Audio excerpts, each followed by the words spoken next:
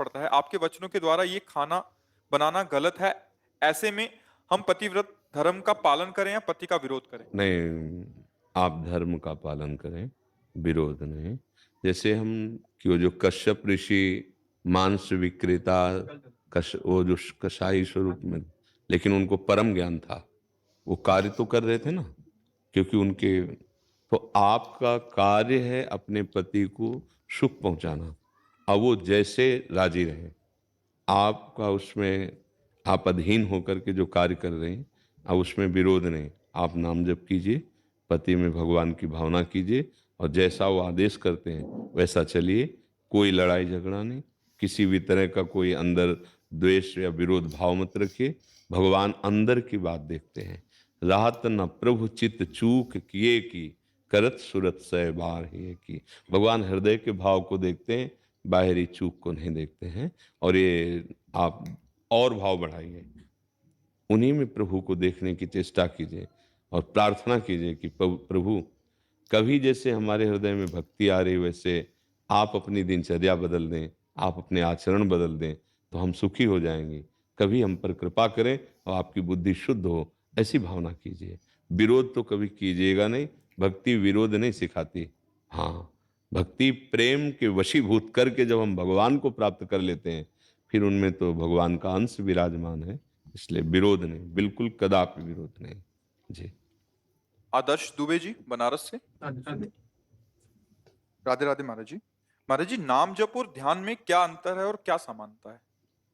नाम जब बिना ध्यान के भी प्रारंभ किया जा सकता है, लेकिन ध्यान के लिए मन का निश्चल होना, चंचलता रहित होना, निर्मल होना, प्राणों का सूक्ष्म होना, और शरीर का चंचलता रहित होना। शांत बैठ के 2 घड़ी अर्थात 48 मिनट तक हमारे शरीर में कोई हरकत नहीं होनी चाहिए। प्रथम तो योग्यता आसन की होनी चाहिए। फिर द्वितीय योग्यता, हम मन को जहां लगा सके तत्काल लक्ष्य पे लग जाए, और वहां से चंचल ना हो। ये प्राण सूक्ष्म हो, ब्रह्मचर्य सुरक्षित हो, तब जा करके कहीं ध्यान का विषय बनता है। और जब हम नाम जप करते हैं, तो हमारा अगर ध्यान भटक भी रहा है तो हमें लाभ मिल जाएगा। भाव कुभाव अनखालस हो। जैसे अग्नि में दाहिका शक्ति है, तो भाव से छू लें, या कोई छुप के छुआ दे, या हम क्रोध करके छू लें, या कोई जबरदस्ती हमें ढकेल दे, उसमें जलाने की शक्ति है, दाहिका शक्ति, वो अपना काम करेगी, जला देगी। ऐसे ही नाम में तारण शक्ति है, सर्वपाप नाशक शक्ति है, आनंद प्रदायनी शक्ति, बहुत से दिव्यता नाम में है। तो हमारा भाव बन रहा है तो भी, भाव नहीं बन रहा तो भी, अगर जिह्वा पे नाम चल रहा है तो हमारा मंगल ही होगा।